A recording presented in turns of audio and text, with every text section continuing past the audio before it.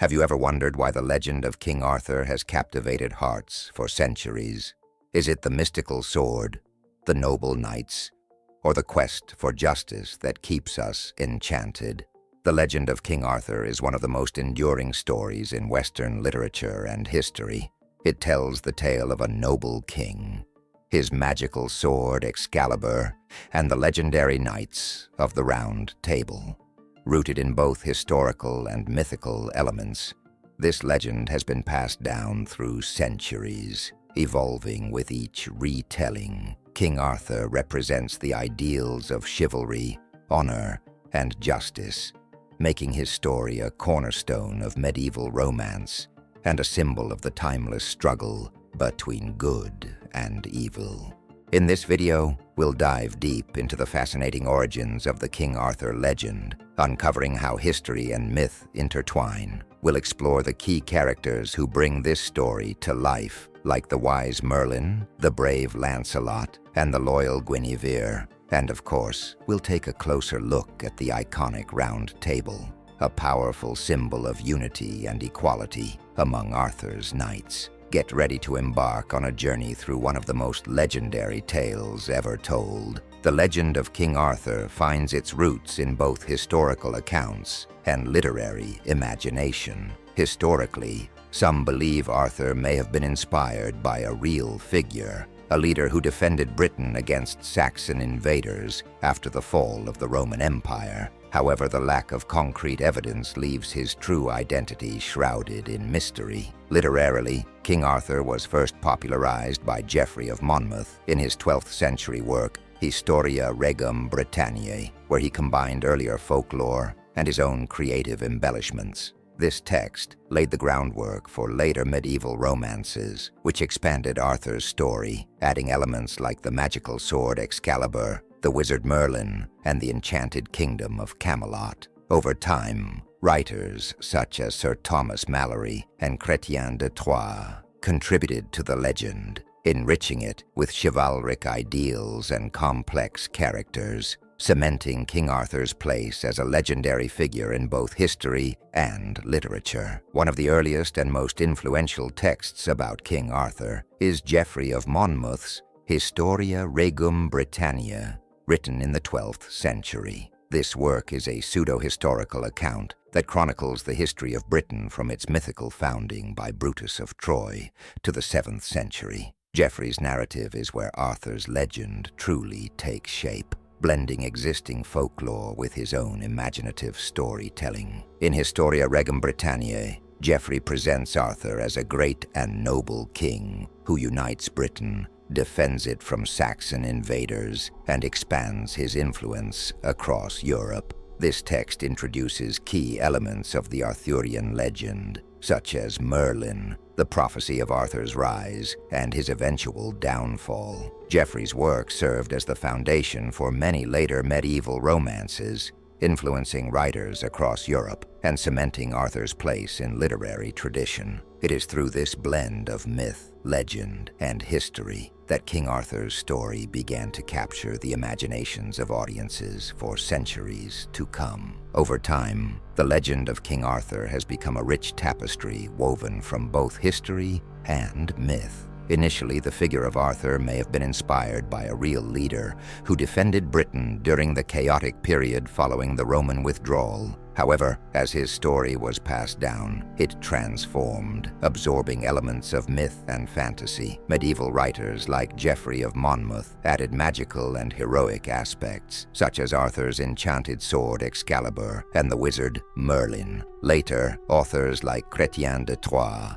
introduced romantic and chivalric ideals, including the Holy Grail and the tragic love triangle between Arthur, Guinevere, and Lancelot. Each retelling added new layers, blending historical elements with folklore, religious symbolism, and moral lessons. This blending of fact and fiction has kept the legend alive, allowing it to evolve and resonate with different generations, turning King Arthur into a timeless symbol of heroism and unity. The story of Arthur pulling the sword from the stone is one of the most iconic moments in the legend. It begins with a time of great uncertainty in Britain, as the throne lies vacant after the death of King Uther Pendragon. In an effort to find a rightful king, Merlin, the wise and mysterious wizard, sets a magical test. A mysterious stone appears in a churchyard, with a gleaming sword embedded in it. Inscribed on the stone are the words, "Whosoever pulls this sword from the stone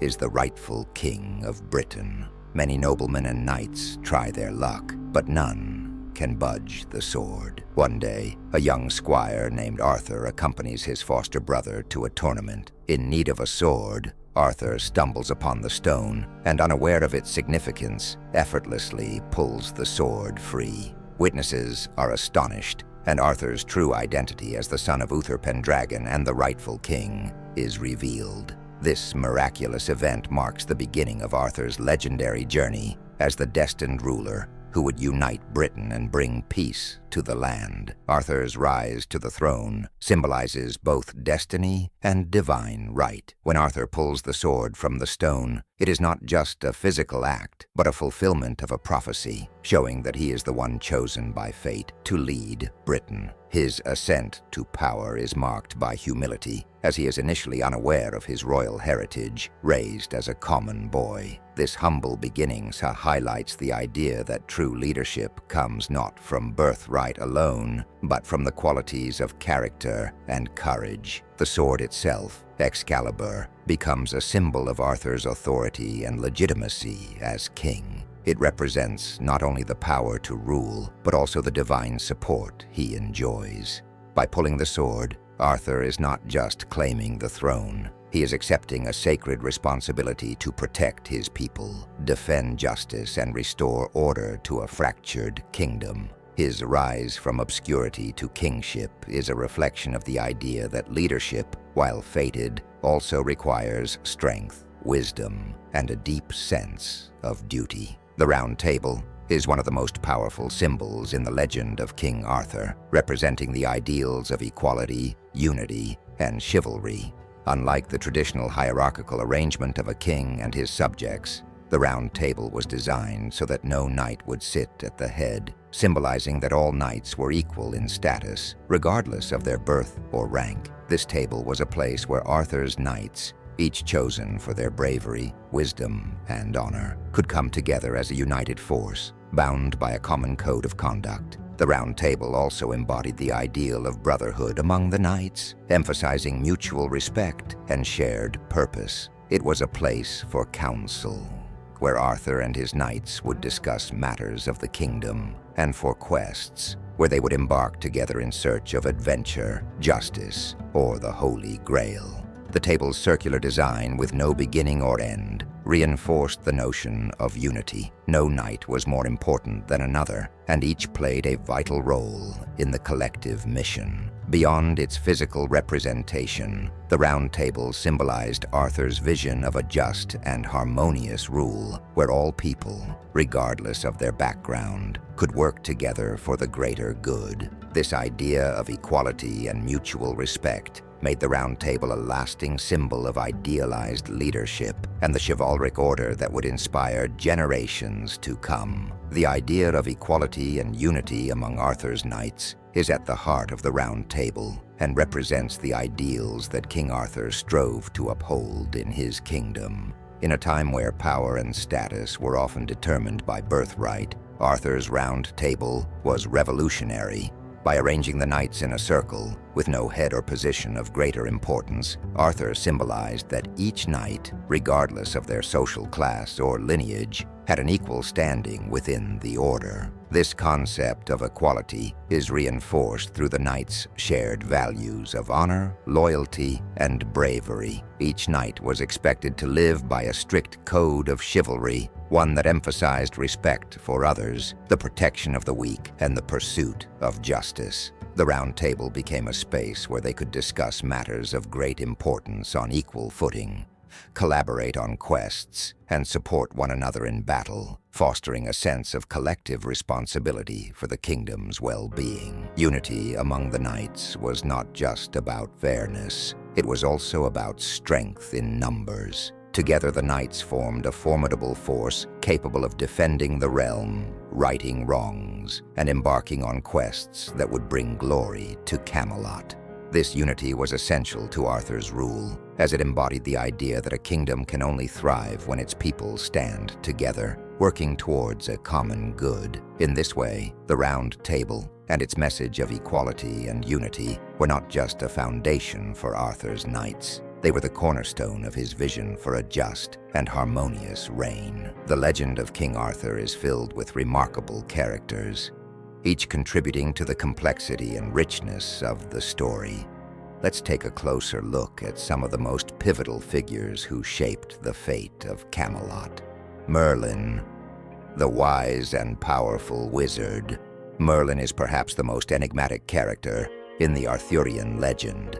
Acting as Arthur's mentor, advisor, and guide, Merlin possesses magical abilities and deep knowledge of both the mystical and natural worlds. He is often seen as the architect of Arthur's rise to the throne, using his foresight to ensure that the young king would fulfill his destiny. Merlin's wisdom is crucial to Arthur's success, though his fate is often marked by a sense of tragedy and loss. Guinevere, the beautiful and beloved Queen of Camelot. Guinevere is one of the most complex characters in the Arthurian legend. As Arthur's wife, she plays a key role in the royal court, representing the ideals of beauty, grace, and nobility. However, her love affair with Sir Lancelot, one of Arthur's most trusted knights, introduces themes of betrayal, passion, and the tension between personal desires and duty. Guinevere's character brings depth to the tale, as she navigates the conflicting roles of wife, queen, and lover, ultimately facing the consequences of her actions. Lancelot, Sir Lancelot du Lac, one of the greatest knights of the Round Table, is known for his unmatched courage, loyalty, and martial skill. He is also Arthur's most trusted knight and a close friend. However, his love for Queen Guinevere sets off a chain of tragic events. Lancelot's internal struggle between his loyalty to Arthur and his love for Guinevere creates one of the most enduring love triangles in literary history. Despite his noble qualities, Lancelot's actions lead to the eventual downfall of Camelot, making him a tragic hero in the story. The fall of Camelot is a tragic and inevitable conclusion to the Arthurian legend, a downfall marked by betrayal, broken oaths, and the collapse of the ideals that once united King Arthur and his knights. It all begins with a series of personal and political struggles, unraveling the very fabric of the kingdom that Arthur had built. The first significant blow to Camelot comes with the affair between Queen Guinevere and Sir Lancelot. While Lancelot is Arthur's most loyal and trusted knight, his love for Guinevere undermines the sanctity of the royal marriage. Though Arthur is initially unaware, the affair eventually comes to light, and it creates a deep rift among the knights of the Round Table. The unity that once defined Camelot begins to erode as other knights take sides, with some supporting Lancelot and others remaining loyal to Arthur. This division weakens the Round Table and sets the stage for greater conflict. As if the personal betrayal wasn't enough, another dark shadow looms over Camelot: the treacherous actions of Arthur's own nephew, Mordred. In some versions of the legend, Mordred is the product of an incestuous union between Arthur and his half-sister Morgause, and in others, he is simply a power-hungry relative. Either way, Mordred's ambitions lead him to seize power, challenging Arthur's rule and igniting a civil war. Mordred's rebellion culminates in a final, catastrophic battle at Camlan. In this battle, Arthur and Mordred face each other in a deadly confrontation. The Knights of the Round Table, already divided by Lancelot's betrayal and the strife within Camelot, can no longer fight as one. The battle ends with Arthur mortally wounded and Mordred slain, but the cost is high. Almost all the Knights of the Round Table perish, and the kingdom of Camelot is destroyed. Even in his dying moments, Arthur's legacy remains intertwined with the ideals of the Round Table. Before he dies, Arthur asks his loyal knight, Sir Bedivere, to return Excalibur to the Lady of the Lake, symbolizing the end of an era. As the sword is cast back into the water, it marks the end of Camelot and the passing of Arthur's golden age. The fall of Camelot is a reflection of the fragility of idealism and the human flaws that inevitably bring about the destruction of even the greatest of kingdoms. Betrayal, lust, and ambition have torn apart the unity and chivalric values that once made Arthur's reign so legendary. Yet even in its fall, Camelot leaves behind a lasting legacy, one that continues to inspire stories of heroism, honor, and the pursuit of a better world. The fall is not just a loss of a kingdom, but a poignant reminder of the impermanence of greatness and the consequences of personal failings. The end of Arthur's reign represents the collapse of the idealized world of Camelot. What started as a golden age, built on the values of justice, honor, and equality, slowly dissolves due to personal and political failures. The kingdom that Arthur established, where knights were bound by a code of chivalry and brotherhood, crumbles because of these moral and personal breakdowns. The tragic irony is that Arthur's most trusted allies, those who were meant to uphold the principles of Camelot, were the very ones who betrayed him, leading to his demise. In Arthur's final moments, we see the end of his reign, not as a sudden fall, but as a gradual erosion of the very ideals that once defined his leadership. His death, though tragic, becomes a moment of reflection on the impermanence of power. The tragic ending of Camelot is not just the fall of a kingdom, but a warning about the consequences of betrayal, the destructive power of conflict, and the fleeting nature of even the most noble of reigns. Ultimately, the themes of betrayal, conflict, and the end of Arthur's reign encapsulate the tragic nature of the Arthurian legend. They remind us that even the greatest of leaders cannot escape the forces of human fallibility, and that a kingdom built on honor and justice is vulnerable to the very flaws it seeks to overcome. Yet the story of Arthur's reign endures because it speaks to universal truths about human nature, ambition, and the cost of failure. As we wrap up today's journey through the legendary world of King Arthur, I'd love to hear from you. What part of the Arthurian legend stands out the most to you? Is it the heroic rise of Arthur, the tragic fall of Camelot, or the enduring mystery of the Holy Grail? Maybe it's one of the knights, Lancelot, or Galahad, or Gawain, that you can't stop thinking about. Or perhaps it's the timeless symbol of the Round Table and what it represents for unity and equality. Share your thoughts in the comments below. I'd love to know which part of this epic legend resonates with you the most. And if you enjoyed diving into the world of King Arthur, don't forget to like, share, and subscribe for more captivating stories and historical deep dives. Stay tuned, because in my next video, we'll be exploring the ancient world of the Druids and the rich Celtic traditions that shaped so much of Britain's history. From their mysterious rituals to their spiritual wisdom, you won't want to miss it. So don't forget to subscribe, and I'll see you in the next video.